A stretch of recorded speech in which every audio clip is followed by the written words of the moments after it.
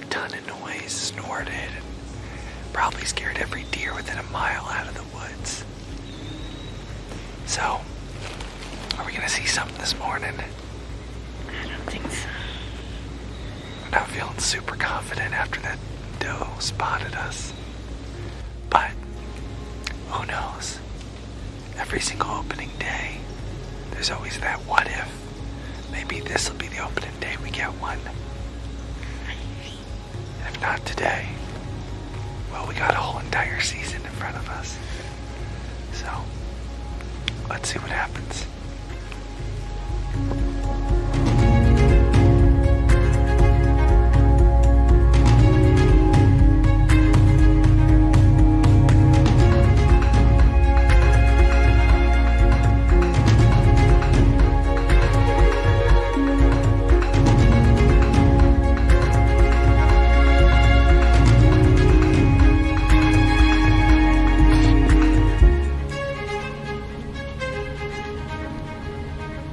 Oh man, I'm so excited. I am so excited. Welcome everybody. I was thinking about it. There are people who like every year get really excited the night before this big event. They look at this day as like special, maybe like they stay up late and they're so excited to find what they're going to find under their tree the next morning. And that for me is archery season of deer season. Welcome everybody. We are starting a new series, Deer Camp, Homesteady Deer Camp. And what we're going to do for the month of October into the month of November is we're going to be going every week, updates from the field, from whether it's a little bit of hunting, whether it's a little bit of archery hunting, deer hunting, bird hunting. We'll include all our outdoor adventures in the fall. And that's one of the reasons I have my special guest. So if you are on our email list, you already know there's a special guest tonight. Fan favorite, been on the show a bazillion times, and he's here tonight. And he's going to be here through all of Homesteady's hunt camp. He's actually one of my hunt camp buddies, Uncle Bourbon. Welcome to the show. All right. Glad to be here tonight. I wish you were here in person for hunt camp, but that's brewing, right? Maybe something in the works? I think so. All right, good. Because we've had a lot of good times, a lot of good hunt camps together, and no doubt tonight we're going to share some of those stories. Here's what I want from you. If you're watching right now, first off, smash the likes. Let's get the likes on the live stream up. Hunting content gets suppressed. It doesn't get enough airtime on YouTube as it is. And I think hunting is a great way for homesteaders to put meat in the freezer, learn to butcher on an animal that you didn't raise. A lot of really good stuff about hunting. I always picture hunting as like just a major part of homesteading, and I'm surprised more homesteading content isn't about hunting. So that's one of the reasons we're doing this series this fall, Deer Camp, just to try to bring hunting back into the conversation with homesteaders. And I know a lot of you watching are hunters. So in the comment section, two things. After you smash the likes, guess. You're going to find out later how our opening day went. Did we see any deer? Did we get a deer opening day? So comment. And also, if you're a hunter, let me know. You'll see On the Fly in the chat box. That's Uncle Bourbon. That's another show he's working on. But let us know in the chat box if you are a hunter, what you've got this season, what you're looking for. I think Noah was already saying he's putting free-range turkeys away, so that's exciting. Free-range turkeys are delicious. Wild turkeys are delicious. So, both really good. Thank you all for joining us tonight, and welcome you in the chat box. Uncle Bourbon, what have you been up to this fall? I'm just dreaming about gravy now that you mentioned turkey. So, all right. So I have a confession to make. I've only had wild turkey. This will tell you how good of a turkey hunter I am. I've only had wild turkey once. now, are you talking about the beverage, or are we talking? No, I'm talking about wild, me in the woods, True. wild turkey. Now, I've had a couple friends willing to share, but I've only got one wild turkey in all my years of hunting. So hopefully this fall we will change that. Sounds like a good idea. Yeah, we'll see. We already got a super chat. Ben Newman, thank you so much, Ben. Yeah. He says, "Hey man, great topic. Doesn't get talked about a lot." So true, Ben. I wish hunting was more in the conversation, more popular amongst the homesteading world. So we're gonna hopefully change that. And the kids are, of course, jumping up and down. The kids, just so anybody knows, we split the super chats with the crew. My older kids run the sound, and they're pretty thrilled. I saw them the minute I see them start to do the wave, I know they got a super chat. So now I got a bone to pick with you, Uncle Bourbon, because I think you and me feel differently about opening day. I know we feel differently about opening day. I look at it like a holiday. It is literally like the whole year. It's the day I look forward to the most. And it doesn't matter what season. That's the fun thing I think about being an outdoorsman is you have opening day of fishing in the spring, and that could be multi, right? You have your opening day, you can fish for maybe bass, opening day for trout, opening day for, something else. And then in the fall, you have opening day of archery, opening day of gun season. Tomorrow, my oldest son and I are headed out for opening day of youth pheasant. In Pennsylvania, there's like 13 different opening days. And for me, they are all like a holiday. I take the day off of work, if that's what you call this. I call it this work when I'm busy doing, sorry, I'm busy. But I take the day off, right? I take the day off of work, and me and the kids go spend time on opening day. You don't even go out for opening day. No, well, fishing, especially fishing, because that's where I'm going to spend most of my time, most of the year on the water. Opening day for me is great because that means everybody leaves the water, and now I have all the water to fish. But funding season anyhow. But when it comes to fishing, I never really stop. So there is no opening day for fishing for me. So I don't view it as a holiday there that way. But when it comes to opening day of hunting, I think a little different. It's a little different, Now that we're separated by this distance, not having my hunting buddies as much around, it makes it a little bit tougher. But definitely when you have that around, that's the way to do it. Yeah. Now, for those watching who Uncle Bourbon's been on the show many times, but for those who don't know you, avid fly fisher. Your name in the chat box is On the Fly, working on a show on the Flycast. We'll hear more about that later, maybe in our series.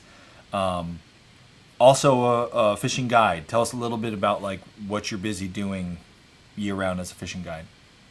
Yeah, I mean, as a fishing guide, just spending a lot of time on the water. Guiding different people if they want to be guided. If not, just a lot of times on social media and everything, or some of the avenues, I'm giving away information. People are like, "Hey, I'm coming to your area, or I'm going to fish this area. Hey, what's going on?" Yeah. And I'll be honest with you, because not every fly shop in the world is going to tell you that the conditions are not great, don't come. The majority of the good, upstanding citizen ones definitely will, but the rest of them may not. So. There are some, unfortunately, some people out there that will take advantage of you that way. But I'm letting you know what's going on, or I'm connecting you with guide buddies that I know that are going to up your game. So, whether it's you want to fish for a specific target, like some of my best buddies are fishing for pike, or we're going to go up steelhead fishing soon up in upstate New York. Oh, are you going? You're planning?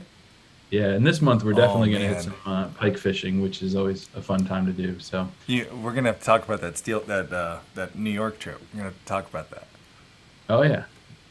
So well, I digress, because as being more of a person who likes the West Coast, I won't call the steelhead that we call our Great Lakes rainbows steelhead. I'll get in a fight with all my Western friends if I do that. So, but hey, listen, they fight almost as good, so it doesn't matter. Yeah. Well, one of the things that I always enjoy whenever we're together, we try to maximize, whether it's springtime, and it's like, we're going to hit the turkeys in the morning, and we're going to go to the trout streams in the afternoon, and we're going to forage some mushrooms along the way. You grew up in an outdoors family. Your family was active in fishing and hunting. And then our entire, friendship, the years we spent together in the outdoors, there's always something to do outside. And that's kind of the thing I love about this idea of opening day is there's always one around the corner. And whether or not your opening day is a successful one. And remember, in the chat box, guess, let me know what you think. Did we have a successful opening day in terms of did we get ourselves a deer opening day or not? Yeah, it's just the beginning, and then there's always another one coming. There's literally right now, last week was the opening of archery. Tomorrow's the opening of pheasant. In a couple weeks, we'll have the opening of pheasant youth. A couple weeks, we'll have pheasant for everybody. And you and me have had so much fun. You're going to save those feathers from me, right? That's what I was going to say. We've had so much fun out together. We've gone pheasant hunting. You tie flies, so we've saved the flies. So it just all works together. I'm really glad you joined in on this deer camp for the next couple weeks. But we definitely are hopefully going to plan some, maybe you'll see some video footage of this in person up this fall. Oh, yeah. So what are your, let me see here. So I'm looking in the chat box, and I see people already saying lifelong hunter. Dakota's guessing that we got something, guessing we got a doe. Haven't hunted in Noah's going after elk. Look out. Oh, yeah. Who's going after elk? Noah says he's hoping for an elk tag, so. All right.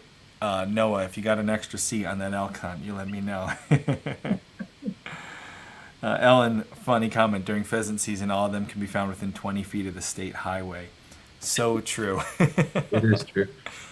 So thanks, everybody, for joining. Already got 30 people here. Awesome to see you. We're going to dive into kind of covering what we're doing early season here because we have been super busy.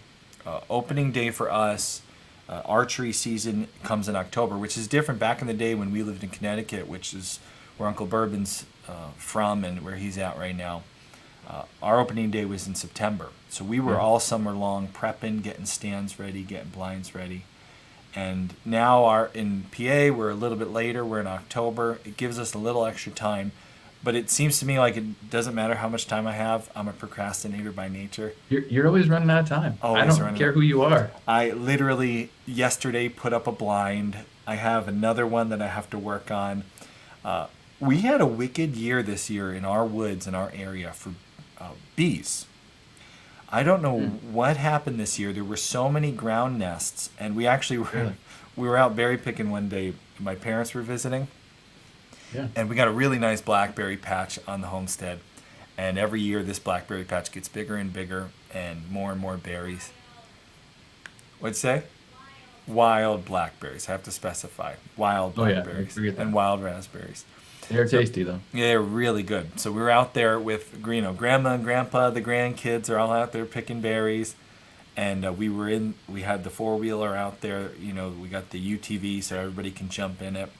And we're picking and we're getting ready to go, and they're going deeper and deeper in for the berries. And all of a sudden the screaming started, bees, bees, bees. And the bees swarmed, and they swarmed my mom. I don't know what she did, but they went right for her. Everybody else was pretty safe. My middle son, he got hit once. But my mom, they were chasing her. We jumped in the UTV and we started driving, 40 miles an hour out of there. And the bees are following my mom. Just bzz, bzz, bzz, bzz. So this year, since we had that bee encounter, we've been going into the woods to get ready for deer season. And I've been looking like, all right, where are the bees? And sure enough, I went out with two of my younger kids because I try to get everybody involved in the prep for the season. And I went out with a couple of the younger kids, and we were going to find one of our ground blinds. We had a wicked snow last season, and it collapsed 2 of our ground blinds. They're those little pop-up blinds that, you go and you put them out in the woods. And both of them got collapsed on, trees, limbs fell down and stuff. So I was going out to retrieve them, see if I could fix them up. And I started with the 2 younger ones. We went out, we found one of them, we started pulling on it, and all of a sudden the swarm started. But I was ready this time, so I yelled, run! And they booked it. At this point, they've learned if Daddy yells run in the woods, there's a good reason. They booked it, I booked it, and nobody got stung. So we were all right.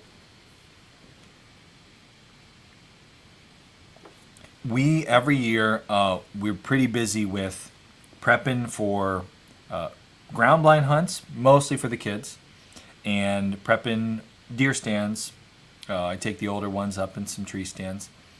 And one of the things we do every year with our ground blinds to get ready, we try to brush them in really, really well. And that's actually one of the reasons we had such a bad time with that snow last year. But we got a good video we're going to show to share with everybody. One of the biggest things we spend our time with pre-season, getting ready for opening day, is brushing in. We do a little bit with the tree stands, but we do a lot of brushing in with the ground blinds to kind of hide them. So you're going to see we find different spots on the property where we can put up a blind. I like the blinds, especially for the little kids. It's easy to get in and out. It hides a lot of their movement. So let's take a look at what we're doing prepping for deer season. Family fun in the woods. Let's show the ground blind prep.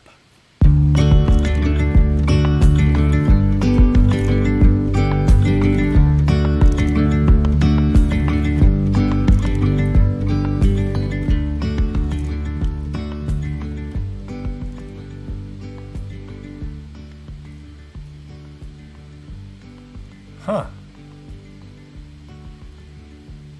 This is funny. My audio is totally not working. I wonder if I muted that track, my narration track. So basically, me and the kids go out, we put up a ground blind, and it's a family event.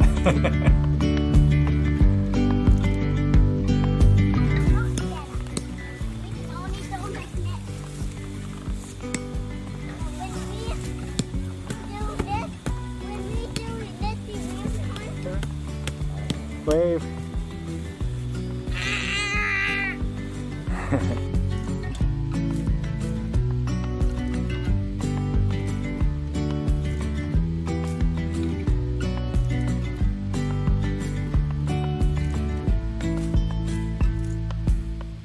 I always bring heavy duty zip ties with me.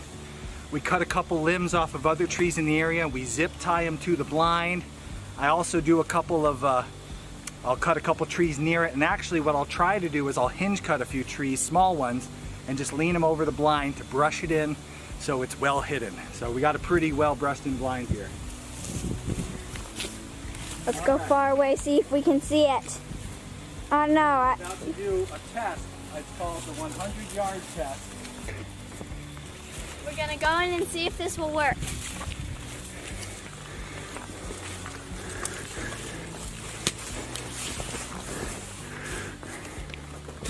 Oh yeah, this'll work. What do you think? I think it's good, but... Yep, it's good, bud. We just need to open up some shooting lanes now. What do you think? What do you think, dude?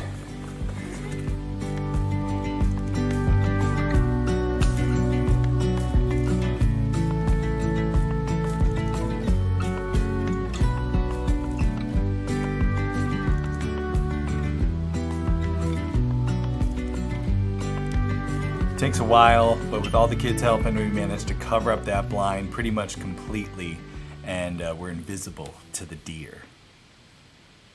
So, fun way to get the kids involved. I love setting blinds up like that. We do it with tree stands too, everybody helps, but the blind days are one of my personal favorite.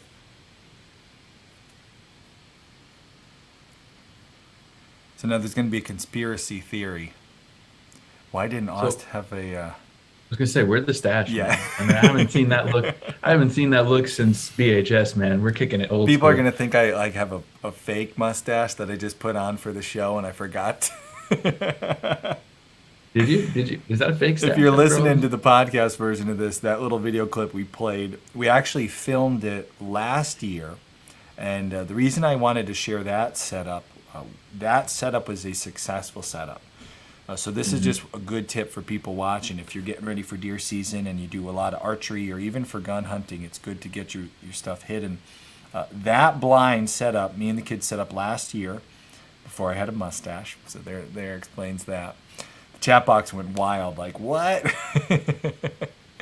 What we try to do is we find a good spot where that blind will fit, where we can get it nice and flat. We get it pinned and staked to the ground. Put a couple chairs in it so that, you know, there's a good comfy spot to sit. And then as you see, we cut limbs from the surrounding trees. And actually, one of the things that I explained in the beginning when, I don't know, my sound wasn't working there, we will try to hinge cut trees. So I will try to find a couple small trees that are near where the blind's going, that aren't good trees, not high quality trees, not something that I want to let keep growing on the property. And we'll hinge cut them And what a hinge cut, what that means is you're taking the tree and you're trying to cut it about halfway through, with the idea that you don't want to cut it all the way through. So you cut about halfway through, and then you start pulling or pushing on it as it's being cut, and it'll wind up hinging over like this. If you're listening to the podcast, basically it forms like a 90-degree, elbow, and ideally it's still connected. And the reason why, if you can only cut about half of it, is that tree will actually stay alive. Not every time, sometimes they die, but if you do a good hinge cut, the tree will stay alive. And what that means is you will have, if you do it with a tree on either side of your blind, you form like an X around it, hinge cut trees, all the foliage will stay on those trees like all the rest of the foliage does, as long as it does. But every season, if you do a good hinge cut, that tree stays alive. That blind will be really, really well hidden by that really, really good foliage coming back every year. And actually, you'll find deer, depending on the tree, they like to eat hinge cut trees. So not only are you providing your blind with some cover, but you got a little allowable bait, whether your state lets you bait or not. They can't tell you can't have a tree, down in the field where the deer are going to come munching on it. So if they're long trees and they're sticking out 10 yards away from your blind, you might have yourself a good little legal attractant. So that's something that we're real busy with this time of year, and we're not even done. We still got a lot to go, but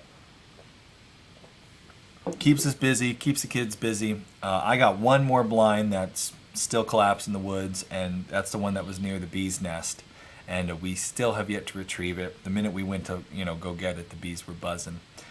So we're going to wait till a cold morning comes and we can pull that out of there. Early season, bow season. Have you hunted bow season early in a couple years, Uncle Bourbon? Yeah, not too many years ago. Back when we were in Connecticut, we always spent a lot of time together. And I remember, was it opening day a couple years ago, back when we were in CT, that you wound up getting that nice doe? It wasn't opening day, but it was the opening week. Opening week. I believe you had taken a bit of a hiatus from archery hunting, right? Yep. Oh, yeah.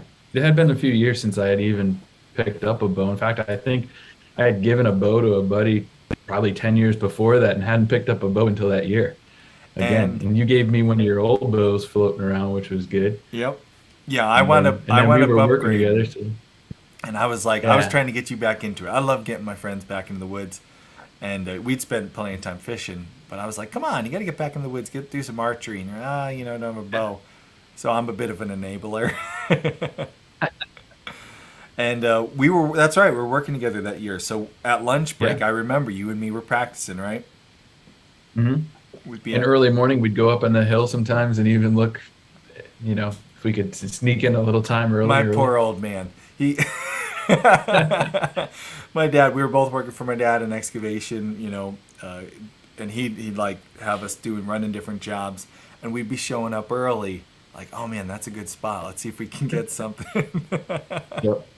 Or our lunch break, we'd be hiking looking for falls. Yep, looking for stuff, shooting bows at lunch. Dad'd be like, come on, got to get back to work.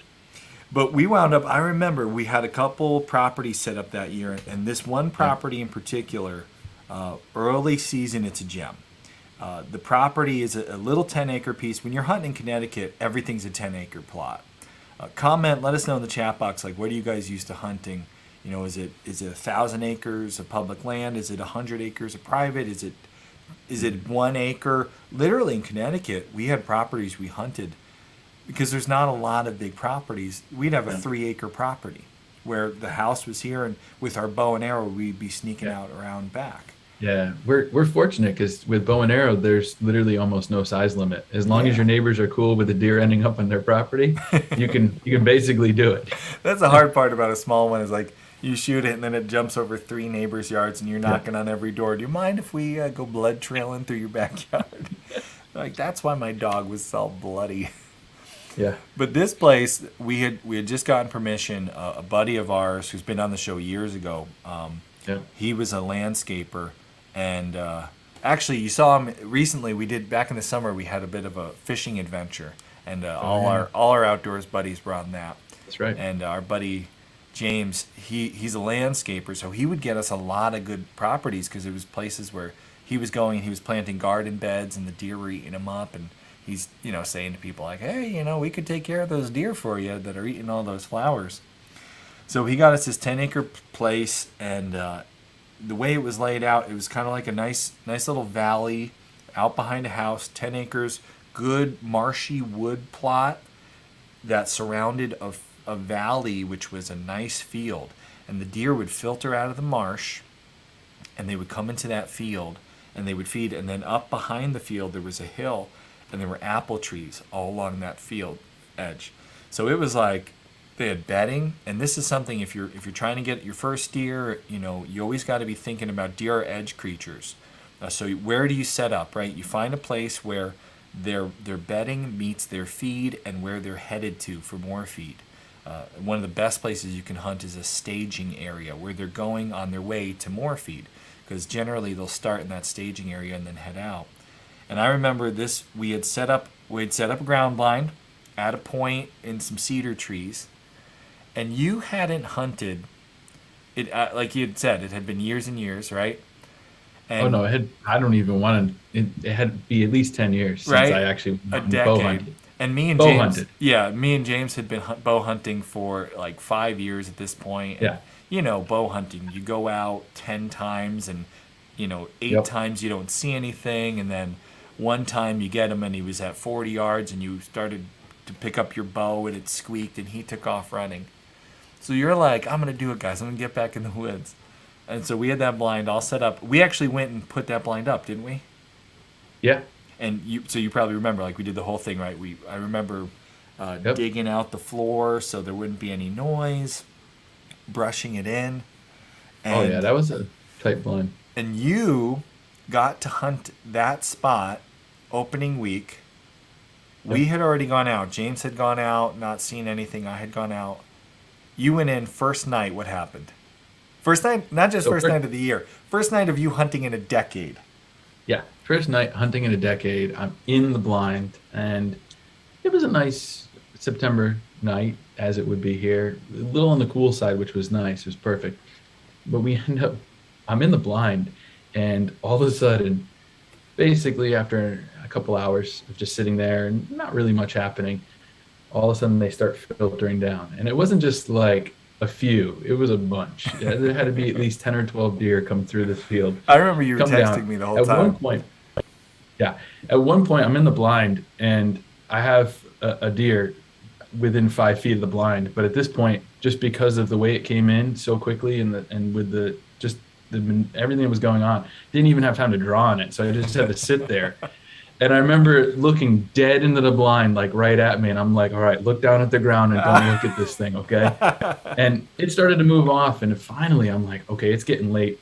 But I didn't want to gotta take a interrupt you. hasty shot. When you Sure. have this is a good thing. When you have a deer staring at you, you said you look at the ground.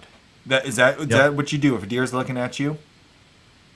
I like to do that. I just think that, yeah, I don't know if it's reality or not, but I don't want to look it dead in the eyes because I think it's looking right at me and it knows that I'm there. So next time we're hunting together and we're stalking up on a deer and it starts to notice us, you're never going to look at me the same way again, because here's my secret. This is what I always do. I don't even know if I think I've told my kids this too. I will, the minute a deer's got eyes on me, I will hum the sound of music. I believe animals have like, that sixth sense. They can tell a predator, they like know what's going on. Yeah. But like, how can you get predator vibes from Julie Andrews, right? That was who did I don't the sound think of you music. can. Was So it Julie that's a Andrews? good idea. I like that. So I'll be like creeping Yeah. up, and I'll be like, and as soon as they look at me, I'm like,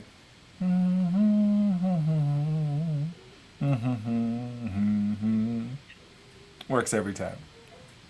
All right. I like it. Guys, chat box, let me know who's going to be humming Sound of Music this fall. So this deer Yeah. looks in, he looks at you, you start humming Sound of Oh. Music. What happens next? So eventually the deer start to move on, and now the majority of them have left and started migrating down. If you remember that property, they had to come down the hill through the wooded area from like a water spot. and then would go into what we thought was like a bedding area after they migrated through a feeding area. And so it was getting to be sunset or close to that, really close to like, I don't really want to take a shot. It's going to be like around that cusp of dark where we're done, in Connecticut legally. But all of a sudden there's a deer and it's turned broadside to me, and it's 40 yards away at least. And, we just decided that it was a Godspeed John Glenn moment, as we named the arrow later in retrospect. If you haven't figured out, I'm a space fan, Yeah, all of Uncle Bourbon's arrows. This is something I always do. I always name my arrows, and I used to put little pictures on the fletchings so they had a personality. And all of your arrows were named. He's an acid nerd. All of your arrows. Yeah. What did you have? You had John Glenn. John Glenn. Apollo 13 was that bad Armstrong. arrow that went a little wonky. Yeah. Buzz Aldrin arrow was the best, though. Come on. I mean, it cold cocked anything it got in the way. Trust me. So, even on camera, it would do it. No. But it was a long shot, 40 yards to take, or 40 yards plus first shot. But I was like, you know what? No guts, no glory. Let's go for it. It was a safe shot only because it was turned broadside completely, this deer. And the light was still good enough to take the shot. So I took the shot, heard the arrow make the impact. The deer, leapt and wheeled out of there. And at that point, I just sat still, especially because it was dark. Just waited it out. You didn't want to force it or push it.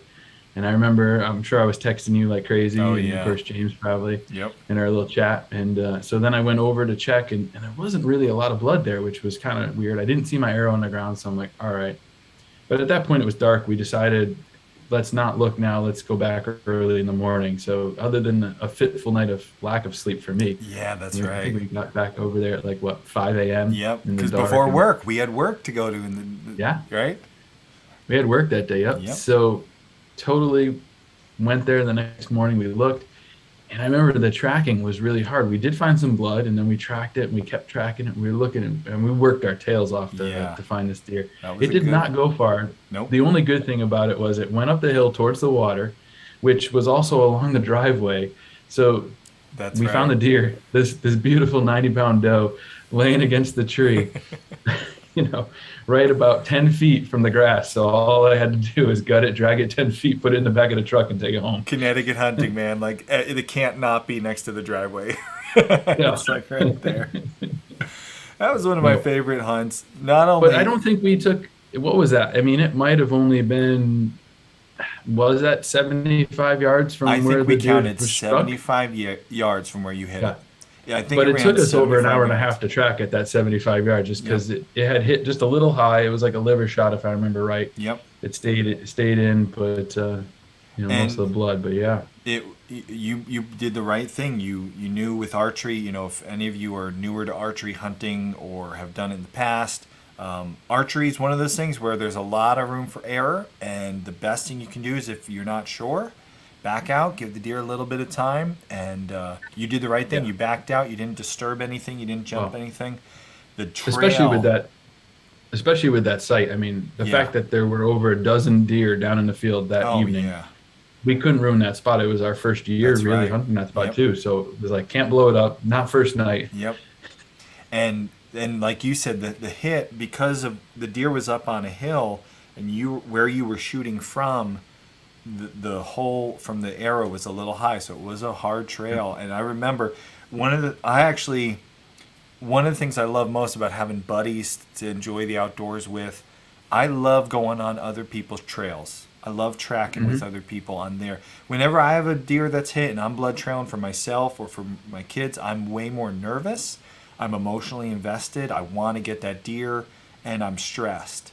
I go on a buddy's trail, and I get to be like Sherlock Holmes, like, it's elementary. Now, I'm really bad on a blood trail because, as Uncle Bourbon knows, I'm colorblind. So Yeah, that did not help us. looking for red dots on green grass, not great for me. Over No, the years, not good at though, all. that has actually helped me get better at blood trailing. When I finally learned, if any of you out there are colorblind, you'll realize, like, oh, this is a problem. It's really hard to find deer. So I've learned some extra tips, and maybe we'll talk about that later in the season. We'll do an episode on that'd be a good one on trailing.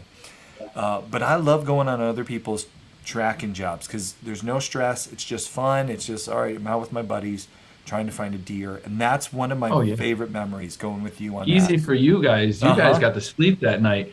I'm You the were one up who's all that thinking pace, there's man. about 50 million coyotes in the state, and they're all on that property that night. That's the truth, man. Coyotes Because are you a know in Connecticut, that's the bummer. way it is. Oh, yeah. Yep. They're all over. They are Yeah. all over. There's more coyotes than deer, especially on the property that we were working on with Dad that year.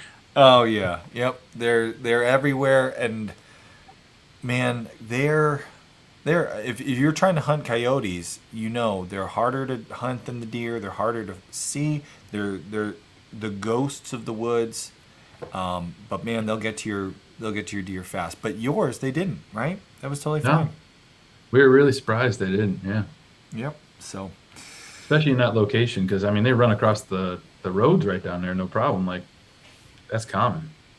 I want to say hello. We've got a lot of people have joined us. Yeah, a We're lot up of people to joined. 47 people in the chat, which is awesome. What are we up to for likes there, Uncle Bourbon? I didn't notice. Don't forget to I smash missed that that like, myself. everybody. I see the Grass-Fed Homestead is here. Dan has been on the show before. Good to see you, Dan. Grass-Fed Homestead. Guys, if you don't follow the Grass-Fed Homestead, go check out Dan.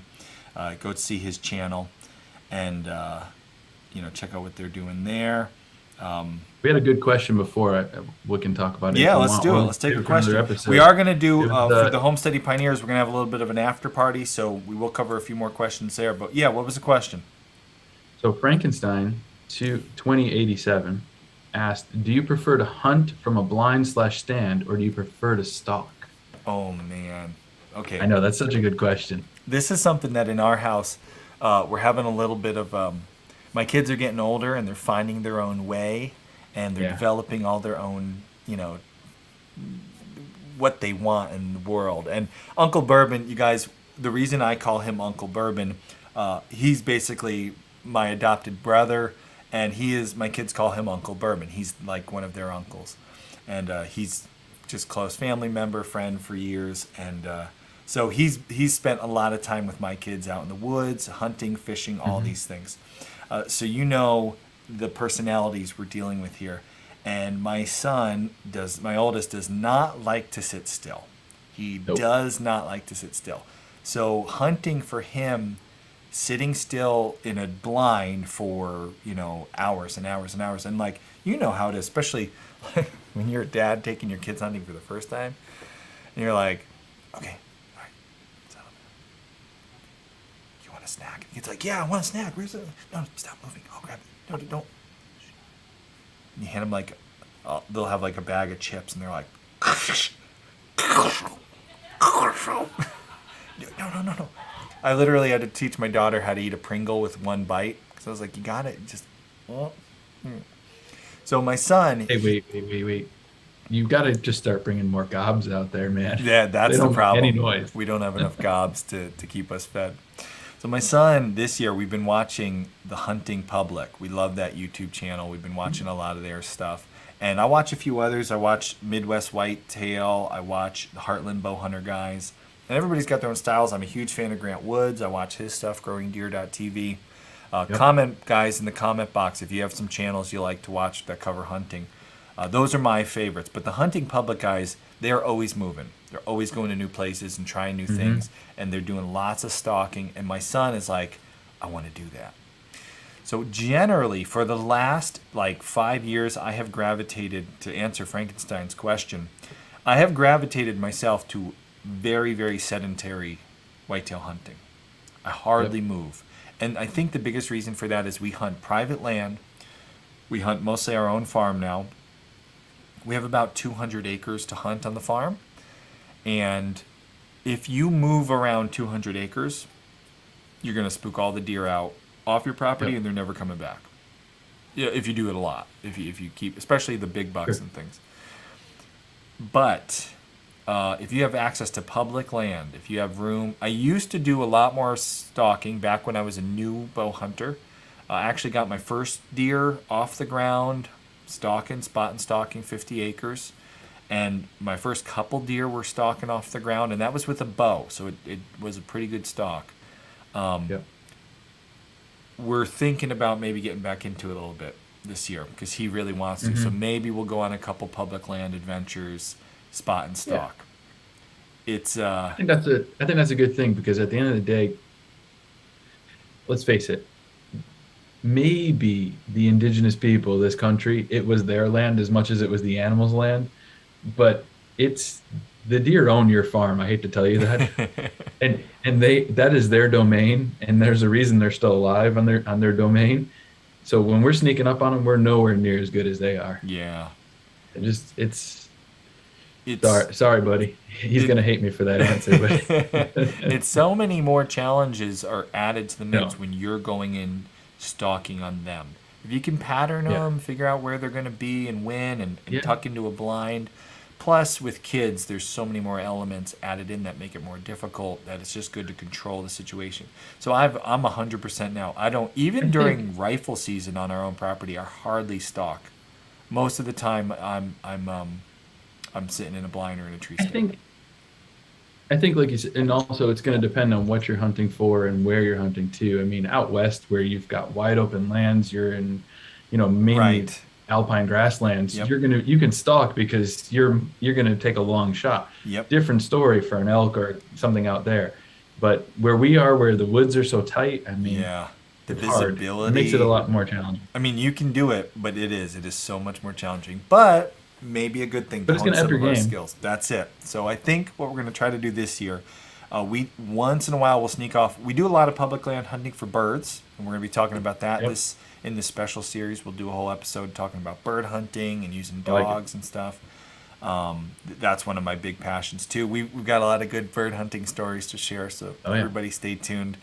But that, I think we're going to add to this year, and maybe we'll plan something if you sneak down for a hunt camp this year.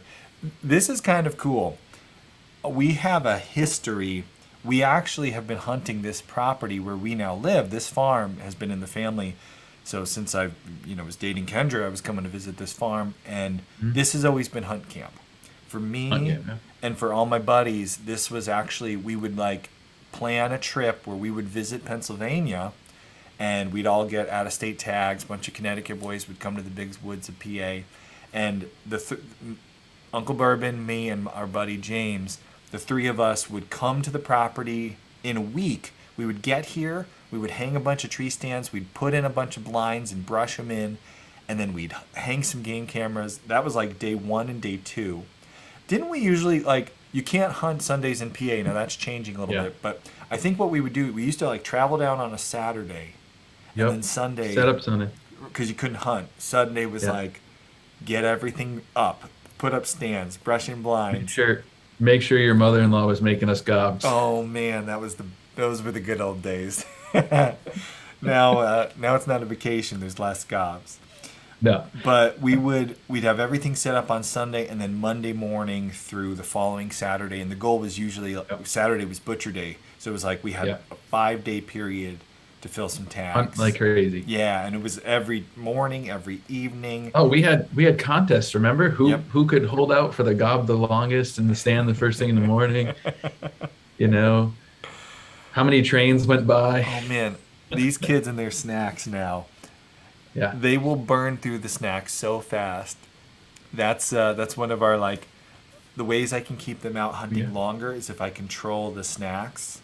If I let them have the snacks when they want them, we're done hunting in 2 hours. An hour. Yeah. If I keep the snacks, you want to go in? Well, I got another candy bar if you're interested.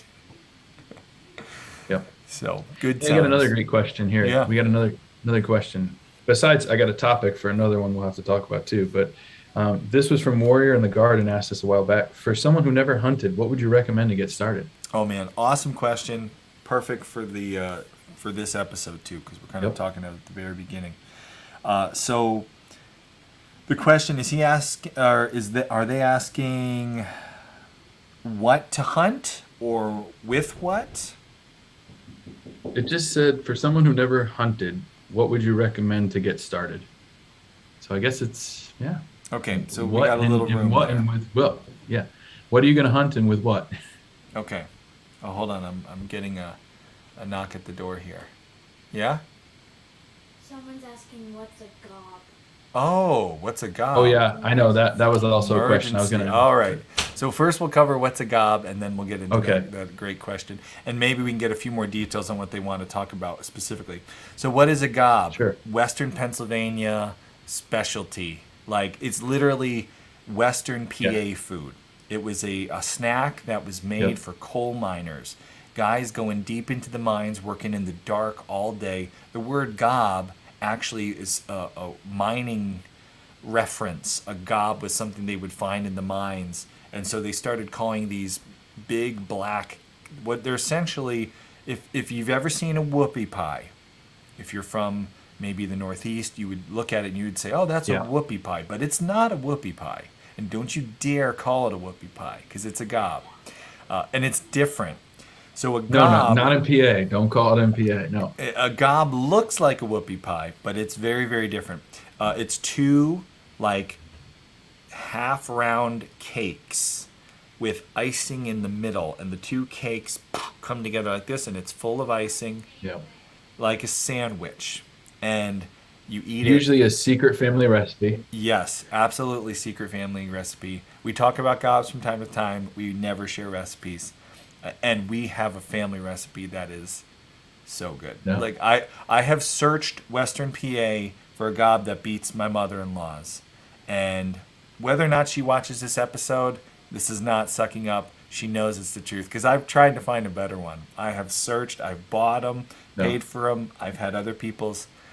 My mother-in-law's gob is the best I've ever had. So really, really good snack. And they're perfect because you can take them, wrap them Yeah. in some, Ziploc, throw them in your hunting I won't pack. argue that. What'd you say? What'd you say? I said I won't argue that. Yeah, Yeah. no. Mother-in-law makes Yep. the best. And His mom is the best. awesome hunting snack. I would try to throw one. When we would come for hunt camp, my mother-in-law would cook a bunch of them. They're asking what dog was And yeah, we'd have them all over the place in our hunting vests, in our backpacks, and it would be like, see how many gobs you can last through the morning. So that's the what is a gob? Now you know what a gob is. Now Yeah. Dakota's So asking the about question, sprinkled bread. the, Do we just talk about food when we hunt? Is that like all Yeah. we talk about? Snacks. right? But the question that, or maybe I should say that how do I want to say this? The clarifier came in deer and rifle from Warrior in the Okay, Garden. So awesome. they want to hunt deer with a rifle. Awesome. That's a perfect question. All right. So first off, if you are new to hunting, and maybe we probably both have our own opinion on this. I think the best animal to start with is a white-tailed deer. If it's something that you can hunt, or what are the big-eared deer called? Mule deer. But deer, I think, is a great place to start. What do you think? Best animal Yeah. to start with? There's a lot of them. Yeah, I think it's a good target. I mean, yep. Certainly, the other thing that you can do is anything small game on your own property if you have enough room. If you're thinking about rabbit or squirrel Yeah. or anything like that, that's always good just for target practice. And it's the season really hardly ever closes at the end of the day. But as far as having a good target, as long as you're a decent shooter, I think a deer is a great way to go. Good sized You're target. gonna get more bang for your buck. And I think the thing about deer hunting, because when I was first getting started, a lot of people, now you watch their show. I mean, like, I wear my hunting hat all the time. Like, I'm a hunter. I love hunting. But I didn't come from a hunting background. I taught myself at, I was 24 when I learned to hunt. Like, I taught myself as a young adult and had zero help when I learned. At the time, nobody was, like, helping me out. I just figured it out myself. But one old-timer, Wild You were a Bill. surf bum. Yeah. Wild Bill. You know Wild Bill. Oh, yeah. Wild Bill, I would sit and talk with Wild Bill. This was a guy that we both know that was a big game hunter, the big five, like crazy, hunted all kinds of animals all over the world.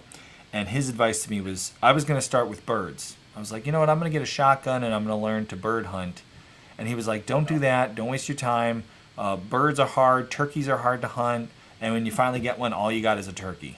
He's like, go deer hunting with a bow. You'll be a better hunter for it.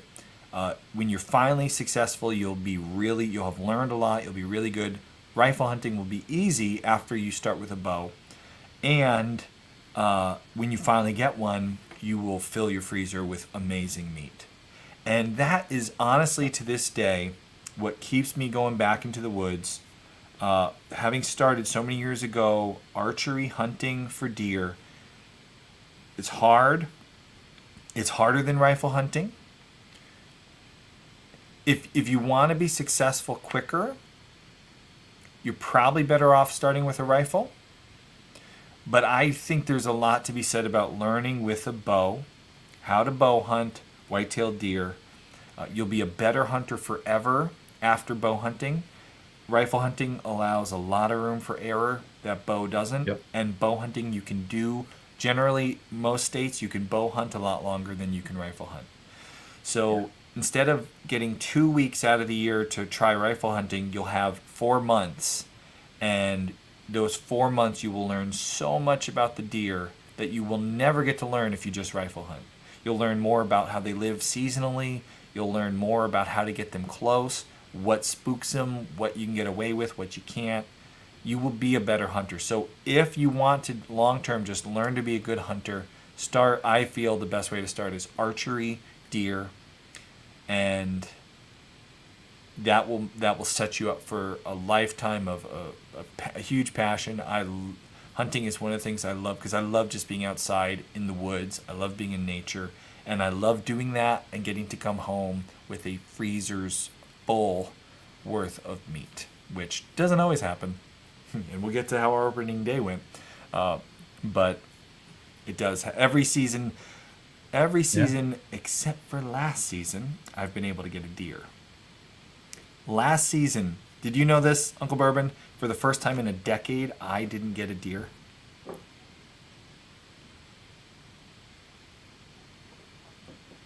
I do recall that, but only because I was there in the fall. That's right. I can blame you. Last year we got COVID during rifle season, and that put me on the couch for 2 weeks, and I missed all of gun season. But the reason why I didn't get a deer during bow season last year is because we were busy with the kids, and you'll see some footage in the upcoming episode. My daughter was able to get her first deer last year. We were so proud of her, and she was the only one to get venison because we all got COVID during gun season. So we didn't get many deer, but she got one awesome, beautiful doe. I was going to say, the best part is you didn't have to do any of that work, and you got to just witness all that. That's the best part. Yeah, that was awesome, and we're going to share some of that in upcoming episodes, so stay tuned, everybody. Now, Sweet. Our opening day, how did it go? You've guessed. Some people have said yes, they got one. Oh, yeah. I don't know if anybody guessed no, but this is your last chance. Put it in the chat box. Yes, they got a deer. I didn't see any no's. They didn't get a deer, and let's watch and see. How did our opening day go? All right. Nope, not that one. The other one.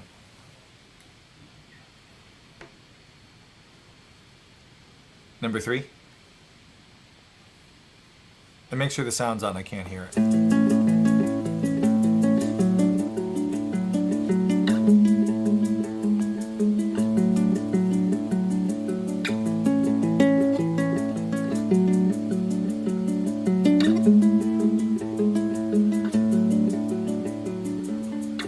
We've been up in the tree for about 2 hours now, and we haven't seen one deer.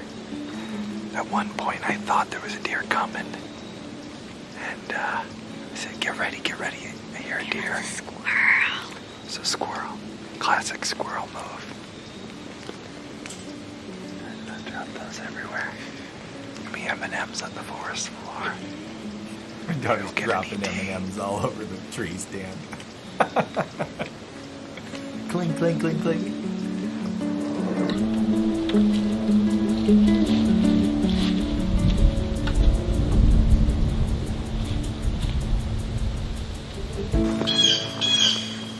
Okay, well, I think we're gonna call it. Haven't seen anything this morning. And, yeah, I forgot my coat, and I'm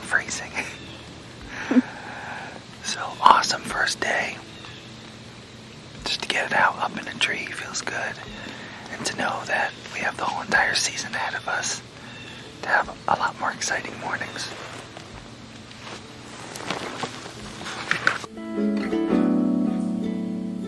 So here's how it actually ends.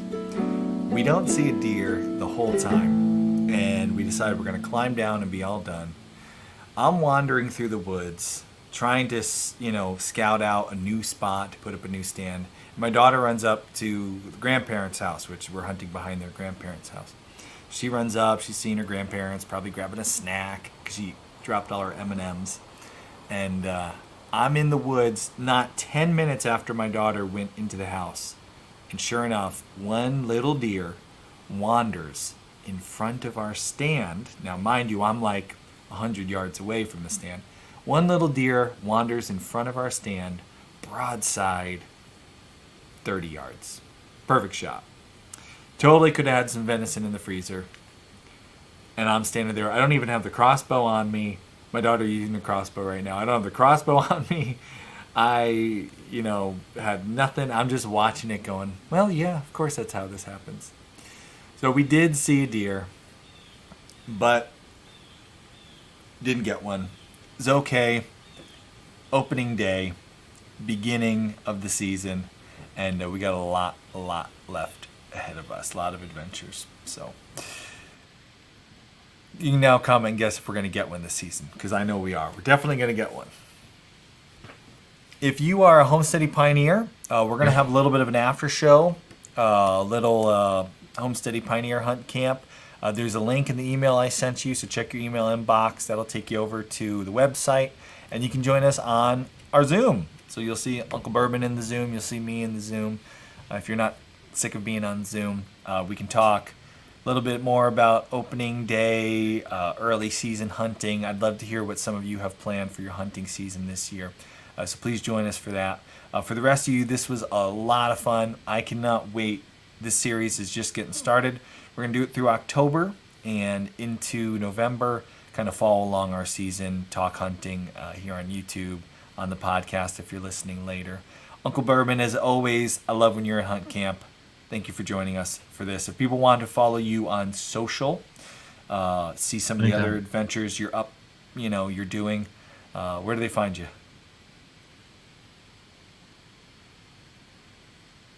I would use on the flycast. You got to put some underscores in there. We'll have to toss it up there or something. But yeah. So on Instagram's the best place? Yeah, on the flycast with the spaces are underscores, but you'll get it. All right. So we'll post a picture in the Homesteady Instagram, and you can comment and or just search on the flycast in Instagram, and you should find Uncle Bourbon and see what he's up to this fall. And hopefully it's aligning with what we're up to this fall. So we're looking forward to seeing some of you Homesteady Pioneers in the after party over at Zoom. What'd you say? What'd you say? There's going to be some pike fishing, which is going to make oldest son number one going to be very jealous. Yes. Still working on that. We're going to throw some of these babies at some of these babies at pike. That's a beauty. We should do a fly tying night too. Do a session while we're talking about fall fishing. You can tie some flies for us. Just make sure you have some libations and we'll Bring the bourbon. Thank you all for joining us here on YouTube. We'll see you guys in the next version of this. And thank you. If you're looking for this later, we actually are starting a new channel for our podcast and our live streams. So this video is going to disappear when we're all done tonight, and it will go over to our new Homesteady channel. And if you want to know how to find that, I should have put a link to it in this video. I forgot to do that. So what I'm going to say is go to thisishomesteady.com, click on the button on the homepage to join the email list. If you're already on the email list, great. You'll get an email from me when we throw this video up. It'll be on our new podcast episode live stream channel. I'll send a link to that. So if you're looking for it later, That's where you're going to be able to find it. Get on the email list. That's how you know when we're going to do these things. I warn everybody on the email list when we're going to do live shows at least a day in advance, even if I don't tell you what time the show is going to be. Noah caught me on that. Thanks, Noah. So thank you all. We're going to shut the live stream down, and we'll spend some time with the Homesteady Pioneers. We'll see the rest of you next week.